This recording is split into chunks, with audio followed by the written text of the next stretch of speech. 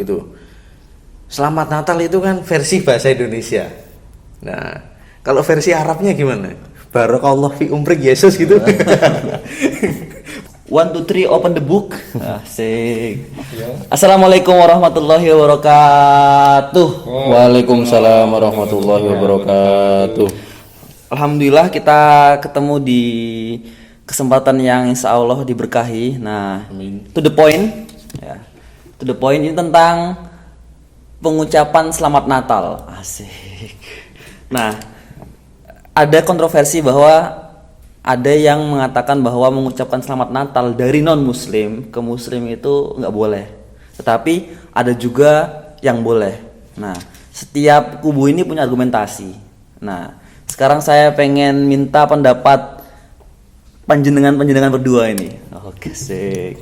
Pertama, Mas Afiruddin dulu. Ini sekarang kan karena kita sudah proses screening ya, ini bisa dilepas deh ya, bisa dilepas. Oke. Nanti dari Mas Afiruddin dulu ya. Ya, oke kan ke Mas Miftah. Bro Afiruddin ke Mas Miftah nanti. Oke. Mas Afiruddin, gimana pendapat Anda tentang pengucapan Natal? Pendapat saya pengucapan Natal ini tidak boleh karena pertama dalam mengucapkan selamat Natal itu kan nanti dikhawatirkan akidah kita itu keyakinan kita terhadap akidah kita sendiri itu terganggu atau bisa lebih parah lagi kita bisa mengikutinya. Karena dengan mengucapkan ini secara tidak sadar itu kita juga bisa membuat pikiran kita itu terpengaruhi dan akhirnya ikut terjun kepada ucapan yang tadi itu, sehingga ucapan selamat Natal ini sangat dilarang karena tadi bisa mempengaruhi pola pikir kita yang mungkin hanya sekedar ucapan ya, tapi ketika direalisasikan dan sama orang yang non muslim tadi itu nanti bisa membuat kita terhasut dan akhirnya ikut hanyut dalam akidahnya atau keyakinannya orang non muslim itu tadi. Siap. Berarti ini tidak boleh ya? Tidak boleh. Ini Mas Miftah nih. Kita kan ngobrol santai Ya, siap. Tadi itu kalau yang dulu sempet typo viral itu gimana di Inter, atau apa itu yang typo di TV One dulu itu? Siapa dulu itu? Jangan ya. Ya itulah pokoknya itu, pokoknya ada typo lah. Kalau saya selaku orang yang kita kan hidup di Indonesia, hidup berbudaya. Ya, kita yang namanya Bhinneka Tunggal Ika itu ya kita membaur kan, toleransi dengan teman-teman meski seagama maupun yang non agama. Kalau didalilkan lakum dinukum waliyadin ya memang itu dalil yang mutlak, lakum dinukum waliyadin gitu loh. Tapi itu urusan yang lebih substansial gitu. Selamat Natal itu kan versi bahasa Indonesia. Nah, kalau versi Arabnya gimana? Barakallah fi umrik Yesus gitu. Barakallah fi. Kan lebih syar'i gitu loh. Lebih syar'i. Cuma titik poin yang ingin saya utarakan di sini itu bahwa pengucapan itu adalah kita menghormati mereka dengan kepercayaan yang mereka punya gitu loh. Nah, adapun sekarang dipersoalkan ini kan ya saya belum tahu gitu loh, dipersoalkannya sejak kapan. Nah, ini nanti Afiruddin ini yang Bro Afi yang paling otoritatif untuk menjawab itu. Ya, cuma kalau dari saya, kalau misalkan dipermasalahkan dengan pengucapan selamat Natal itu, berarti pengucapan selamat Hari Raya Idul Fitri itu juga perlu kita kaji ulang gitu. Mereka juga bertoleransi mengucapkan itu gitu loh. Kalaupun toleransinya kan dibandingkan dengan syahadat, ya enggak nyambung gitu loh. Menurut saya enggak nyambung. Karena apa? Syahadat itu kan akidah kita gitu loh. Syahadat akidah kita. Saya disuruh bersumpah dengan Yesus pun saya juga enggak mau karena itu sudah akidah saya syahadat gitu. Cuma ketika sekedar mengucapkan, saya memberikan tetangga saya yang non muslim, yang Kristen kebetulan, terus selamat Natal, ya selamat Natalan, liburan gitu, ya nothing lah, nggak apa-apa gitu kalau menurut saya itu. Cuman untuk dari kubunya Afiruddin ini, Bro Afi ini mungkin nanti bisa menjawab pertanyaan tadi, sejak kapan adanya munculnya larangan itu, terus kemudian titik terangnya itu seperti apa. Tapi perlu diingat ya, kita di sini bukan menghakimi antara satu sama lain, tapi kita di sini untuk mencari kebenaran kan, bahwa ketika yang salah adalah saya, yang kubu yang membenarkan membolehkan ya kita nggak masalah gitu loh, kita tercerahkan gitu. Menuju lah sih. Ya kita menuju lah ihdinas siratal mustaqim lah. Kalau tentang toleransi ya, toleransi itu bukan hanya soal menghargai, karena toleransi itu adalah tidak mengganggu. Kalau toleransi diartikan tidak apa? Kalau toleransi itu diartikan saling menghargai. Ya, ayat-ayat Al-Quran itu tidak ada yang bukan menghargai sih, menghormati. Ayat-ayat Al-Quran itu tidak ada yang menghormati apa? Kayak umat Kristen gitu-gitu, agama selain ini. Ayat Al-Quran ini membahas tentang toleransi, yaitu membahas tidak saling mengganggu. Dan memang harus saling memahami. Nah, maka harus ada batasan-batasan yang mana itu jelas, tidak boleh ada tidak boleh ada itu loh, terjangan yang berlebihan, karena ya memang kita itu harus berhati-hati apalagi dengan ucapan kita. Terkadang kan ucapan ya tidak sesuai dengan perbuatan juga, itu kan ya membuat suatu distingsi pemikiran yang dapat berakibat fatal juga nanti kalau tidak dipahami dengan betul-betul ya. Karena ucapan itu juga tadi ya apa ya, memang kita itu hidup deh ya, ini masyarakat kita ini kan majemuk juga kan, masyarakat yang tidak hanya terdiri dari satu agama, dari satu kultur saja ya, dan parahnya lagi kayak hal-hal seperti ini kan memang sangat disibukkan sekali lah masyarakat kita. Masyarakat Islam sekarang itu memang sedang berada pada pengesampingan dalam pembahasan lah. Jadi terlalu disibukkan dengan hal-hal yang remeh, tapi kayak hal-hal yang lebih lebih penting lagi itu malah ditinggalkan. Dan ini tidak larangan ucapan selamat Natal ini kan yang pertama kan oleh ulama Indonesia itu siapa, Buya Hamka itu kan melarang kan. Tapi itu kan ada sebabnya beliau melarang ya, atau mungkin pas zaman itu kan lagi ada komunis atau itu kan lagi merajalela pas zamannya Soeharto.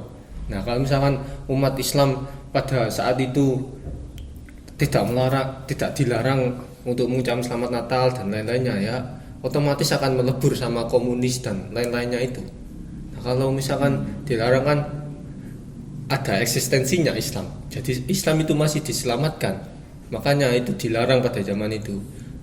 Tapi ya itu larangannya itu ada sebabnya gitu, mesti ada konteks yang melatar belakangi larangan terjadinya itu, larang tidak mengucapkan selamat Natal itu. Sehingga ya harus ketika mengucapkan itu ya orang itu harus sadar. Kembali lagi ke kesadaran orang yang mengucapkan itu kan, orang itu ada yang sadar, ada yang tidak sadar dalam berbicaranya itu ya, sehingga nanti misalkan ya kalau tidak sadar bagaimana, kan repot juga. Iya.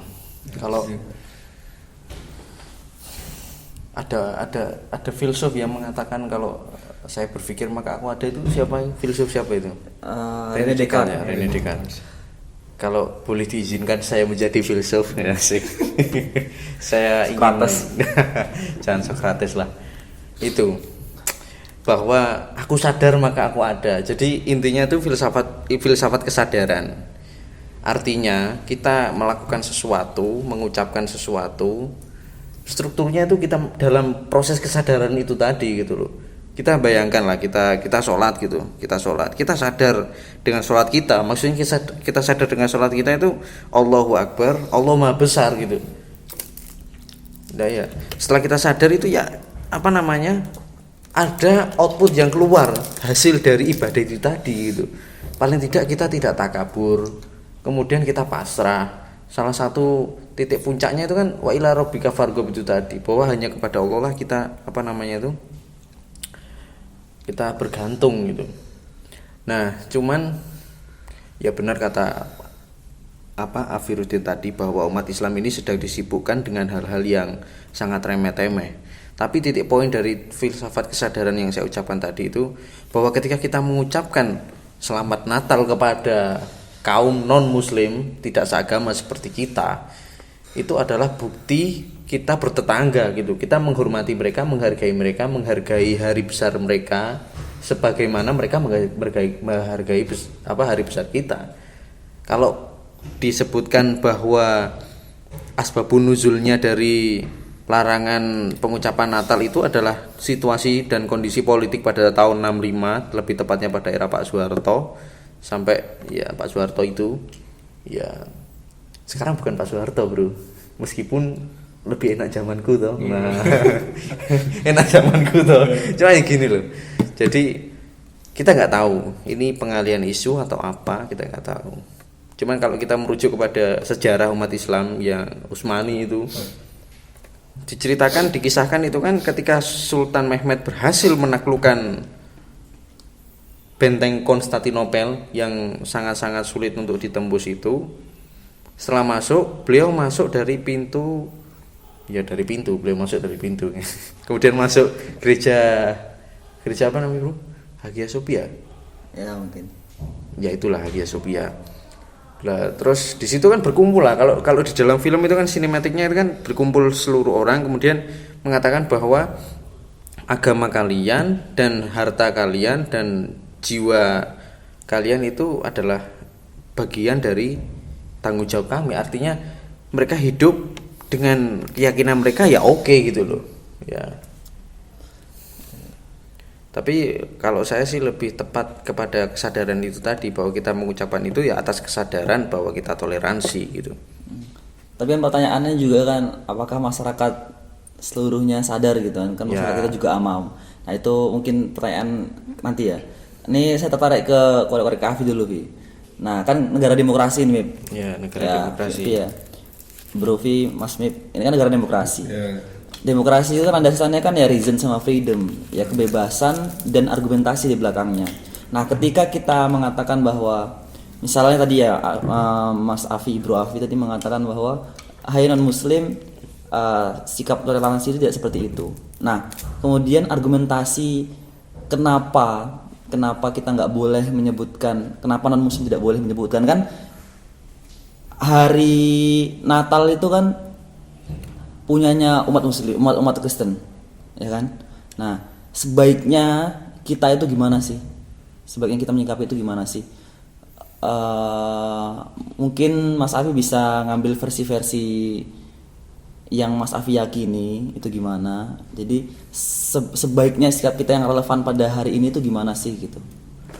Ya, sekarang kan zamannya harus digitalisasi yang begitu deras kan? Ya begitu deras. Kan kita itu bisa saja terombang-ambing oleh informasi yang kalau kita tidak filter dengan baik ya kita akan terjerumus. Kalau kita baik ya insya Allah kita akan berada di Shiratal Mustaqim sebagaimana kita ucapkan setiap sholat kita. Nah, menurut saya dalam ranah toleransi ini kan ya ada dua kan. Saya belajar dari Dr. Hamid Fahmi Jakarsi, salah satu guru besar di Unida Motor. Itu kan membagi dua toleransi pluralisme yang mana pluralisme sekarang kan bias. Jadi pluralisme itu harus didefinisikan sedemikian rupa supaya tidak bias lagi. Nah, bahwa ketika teologi pluralisme teologis sama pluralisme sosiologis. Nah, kan pluralisme teologis kan menganggap banyak Tuhan kan. Padahal Tuhan dalam agama Islam kan satu. Only one. Nah, itu kan yang harus ditekankan. Nah, kalau pluralisme yang sosiologis, nah itu yang nggak apa-apa. Pluralisme bagaimana kita bisa saling memahami sesama, saling tidak mengganggu, tidak menjing. Nah, itu yang seharusnya ditekankan atau seharusnya dimengerti oleh masyarakat kita gitu. Jadi makanya tadi dikhawatirkan ketika mengucapkan selamat Natal itu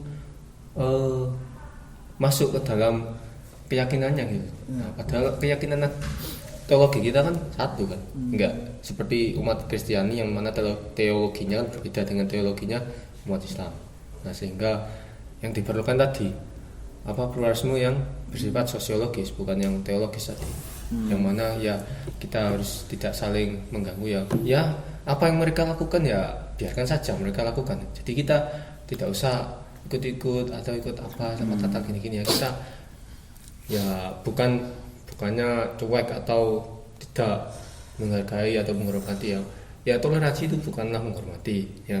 Yang mana toleransi ya kita memberikan hak kepada mereka ya, kalau mereka mau mengerjakan ibadah mereka, apa yang ingin mereka lakukan, ritual seremoni Natalan atau apa ya oke, mereka silakan lakukan ya, yang penting kita tidak mengganggu, yang penting kita ya saling menjaga keutuhan sesama manusia gitu. Kalau misalkan ada bom ada apa, nah itu kan urusan mereka, agama mereka kan. Nah yang nanti bertindakan tentang kemanusiaannya, bukan tentang agamanya kan. Nah yang ini yang harus ada jembatannya antara perspektif sosiologis sama teologis ini kan, yang harus bekerja nanti. Ini yang harus dipahami masyarakat juga ya. Dan ini yang sering bias di masyarakat kita. Ya ini mungkin punya determinasi atau benang merah yang sama dengan Buya Hamka. Jadi Buya Hamka juga mengatakan bahwa alasan beliau melarang umat Islam untuk mengatakan Selamat Natal, kemudian sebaliknya itu karena beliau beranggapan bahwa persatuan, yang dimaksud dengan persatuan adalah mewadahi perbedaan tadi. Jadi hitam itu nggak pengen jadi putih, yang putih juga nggak pengen jadi hitam gitu. Jadi kamu Kristen, saya Islam, nah kita mau ngapain nih, punya visinya sebagai negara gitu.